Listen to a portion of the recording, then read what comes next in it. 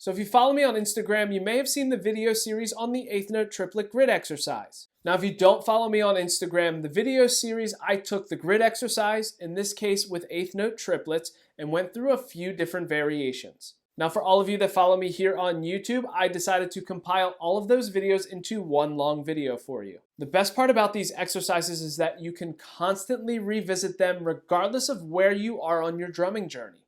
What's up, everybody? Nick Costa here with an exercise that you can always revisit. We're talking about the grid exercise here, and if you're unfamiliar with it, you simply take a subdivision and you go through all of the various accent patterns. For this video, we're going to be focusing on eighth note triplets. Now, to start out with this exercise, you're going to focus on one accent variations. That means the first iteration, you are accenting the first note of each triplet. The next iteration, you are accenting the middle note of each triplet. And then finally, the last one, you are accenting the third note of each triplet. Moving on to the two note variations, you're going to start out by accenting the first and second note of each triplet. You will then shift and do the second and third note of each triplet. And then you'll do the first and the third. To make it more interesting for this next iteration, for beats 1 and 3, you are accenting the first and the third note, and for beats 2 and 4, you are accenting the middle note. The last two note variation, you are reversing that pattern. So you are accenting the middle note on beats 1 and 3, and you are accenting the first and the third note on beats 2 and 4. Finally, you have all of your notes being accented,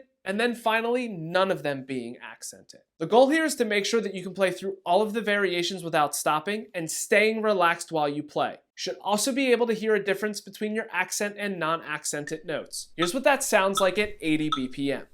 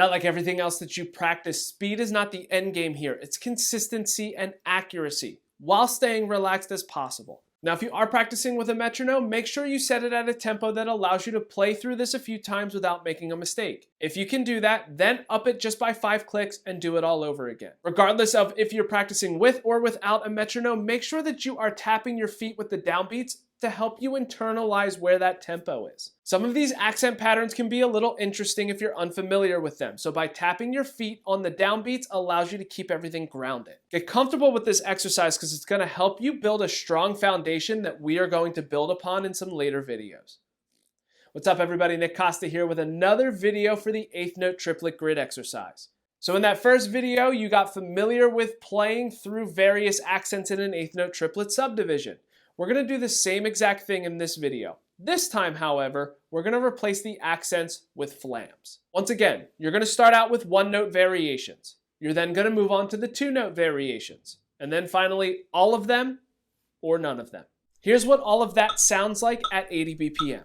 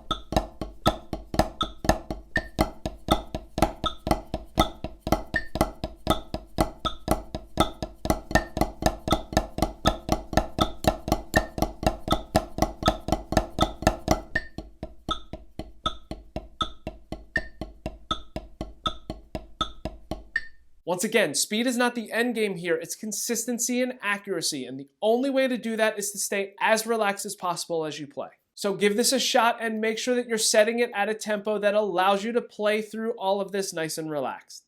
What's going on, everybody? Nick Costa here with yet another video on the eighth note triplet grid. So in the first video, we played through just all of the different accent variations. In the second video, we turned those accents into flams. Now for this third video, we are going to turn those accents into a double stroke. Once again, playing through the one accent variations first, then play through all of the two accent variations, then finally all of them being accented and none of them being accented. Here's what that sounds like at 80 BPM.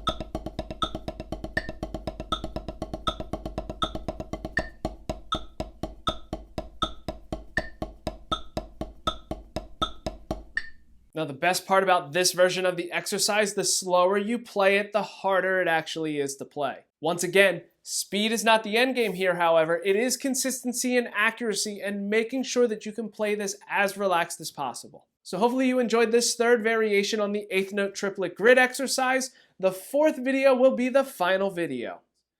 What's going on, everybody? Nick Costa here, and it is time for the fourth and final video of the eighth note triplet grid exercise. If you've been following the series, you know the first video was going through different accent variations.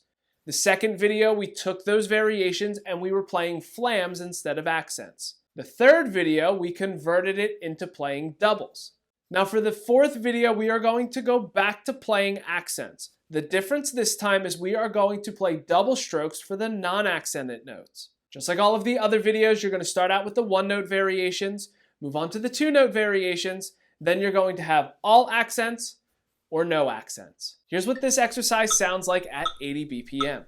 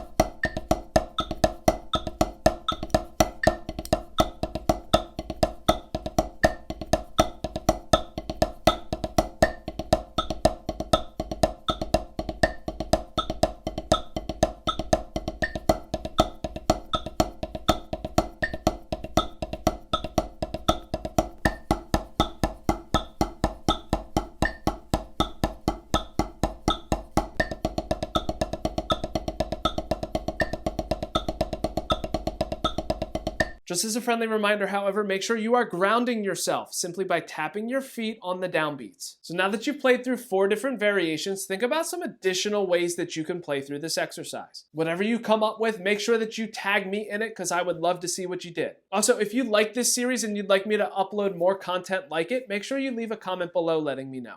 So there you have it, all 4 videos for you in one convenient location. I even time-stamped everything for you, so if you do revisit this video, you can just click on the timestamp and it brings you right back to that particular exercise. Now, if you prefer written notation, I've also written out all of this for you as a free PDF that you can download. I put a link to it in the description below.